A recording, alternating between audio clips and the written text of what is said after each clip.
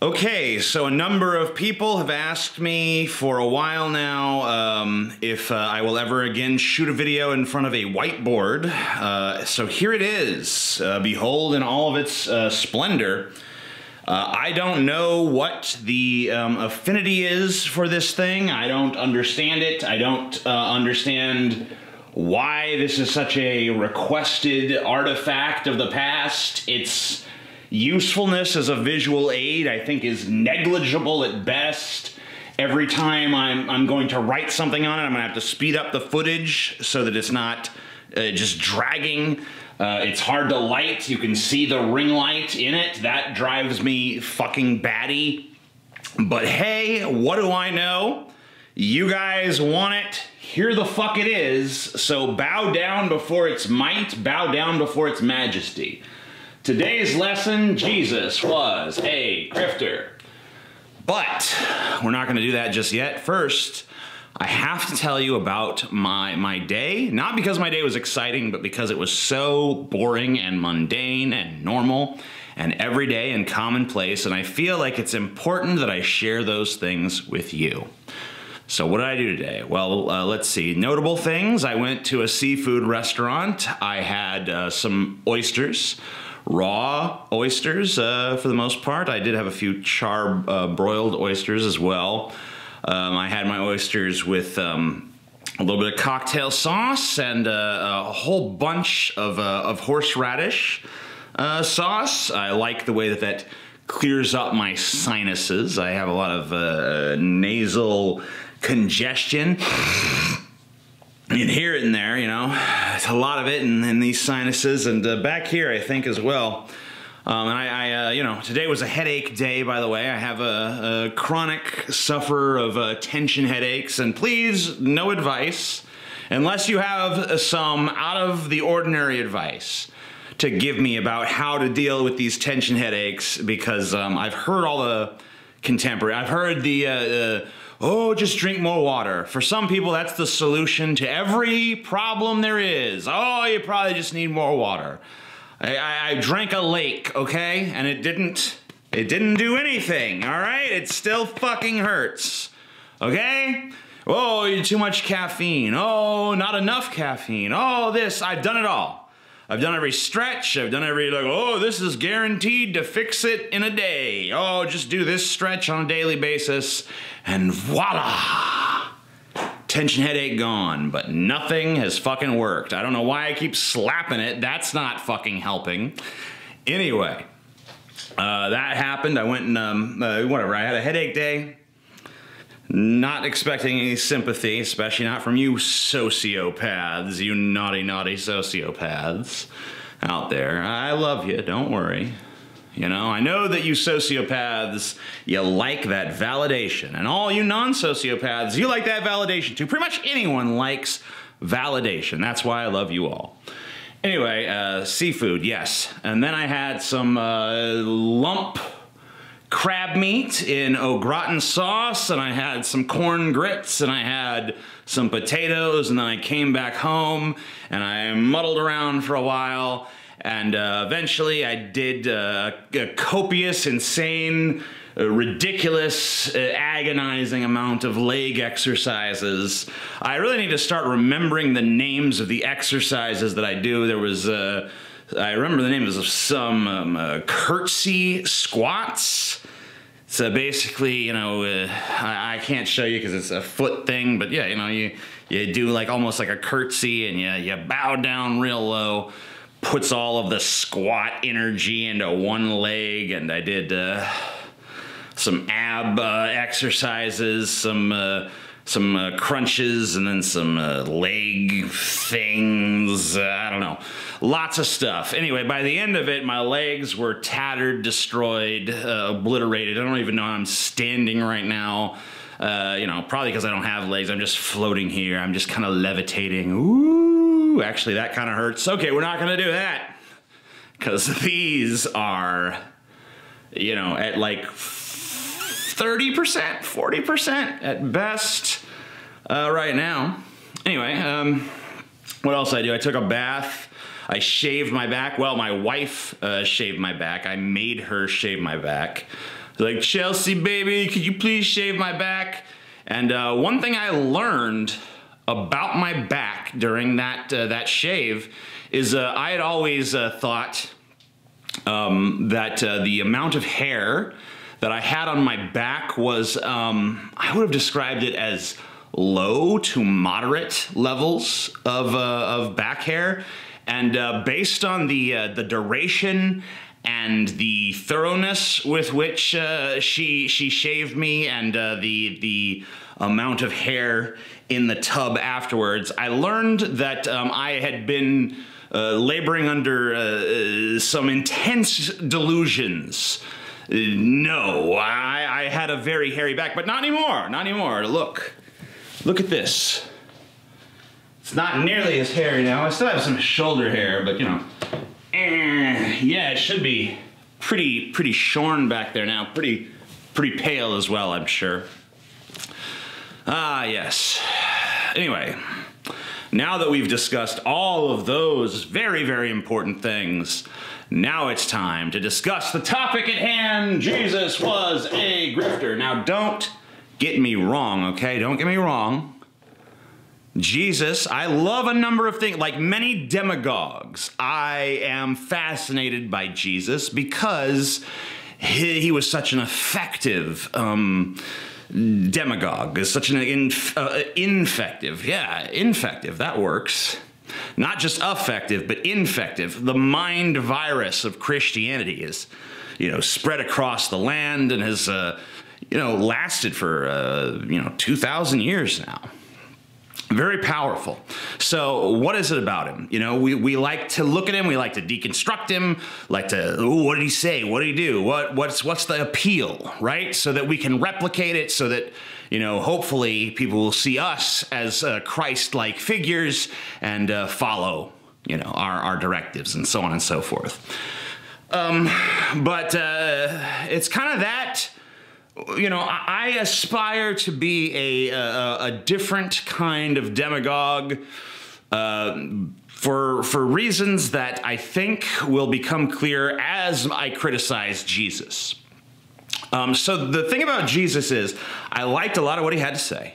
I really do. I think one of the things I admire about him is that he very clearly identified who the bad guy is. Rich people. He didn't have this, oh, they're job creators or anything like that. They were the bad guy. It's easier for a camel to pass through the eye of a needle than it is for a rich man to enter the kingdom of heaven. You know, a rich man came to Jesus and asked, how can I get into heaven? And Jesus said, sell all your possessions and follow me. You know, the guy's like, well, I have a lot of possessions. I don't really want to do that. Oh, well, then I guess you're not getting into heaven, are you? So that's pretty rough, but it tells you how Jesus feels about the rich, right? And it's not just like, oh, there's a few verses here and there where Jesus might have said some crazy stuff. It's all over the Bible. Now, of course, today's modern Christians, most of them anyway, totally, the Bible has nothing to do with what they believe, very little anyway. You know, Jesus is in there, but mostly they have preachers and pastors and so on that, you know, go up and they say things, they do a big speech, and at best, they maybe throw in a Bible verse here and there, some out of context stuff, a lot of leaning on the John 3:16-y type of verses. You know, for God so loved the world that he gave his only begotten Son, that whosoever shall sucketh his cock will have everlasting eternity in a magical sky palace and get to, you know, that go like we. But that's kind of the thing that pisses me off about Jesus, though. It's, you know, he had so many good ideas. You know, fuck rich people. They're a bunch of greedy cocksuckers. They're evil. They're horrible. They don't deserve to go to heaven like the rest of us. They're just greedy and wretched and vile and disgusting and I agree with all those attitudes. I find them to be, what's the word, based. Okay. But what I do not like about Jesus is he's full of fucking shit. Because where's paradise? Where is paradise? Where is punishment? Not here in this world, in the next world, right? You're gonna get it after you die. Oh, wow. I'm Jesus Christ. I'm Jesus of Nazareth. I'm here to save you. Oh, you're here to save me. Well, when are you gonna save me? Oh, well, I'm gonna save you after you're dead. What? Literally like the worst fucking superhero ever, right? You know? Superman saves you.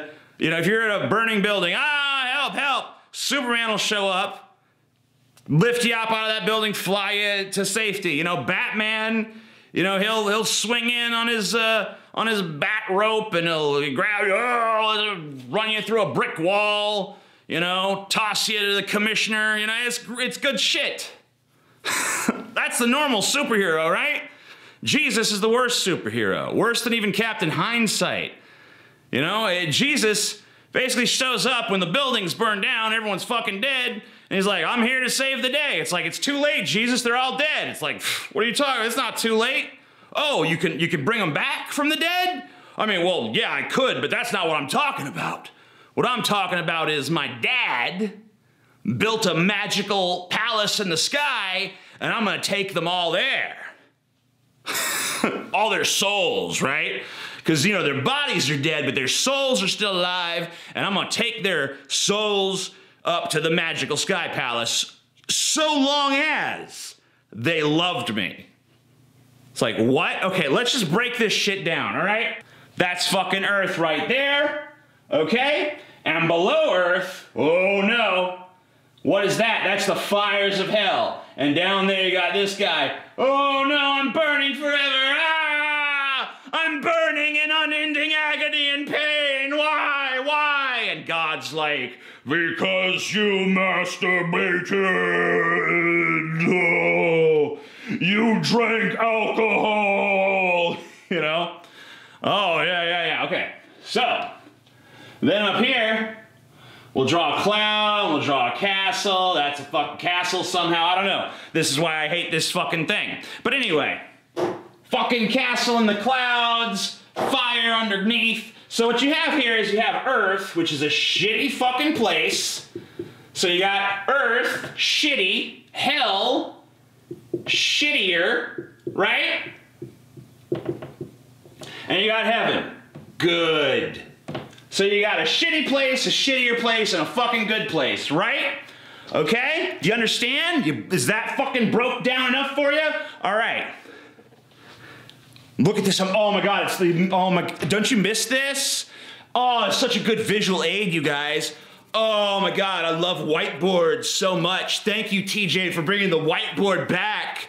What an effective way of conveying your point in a much deeper manner.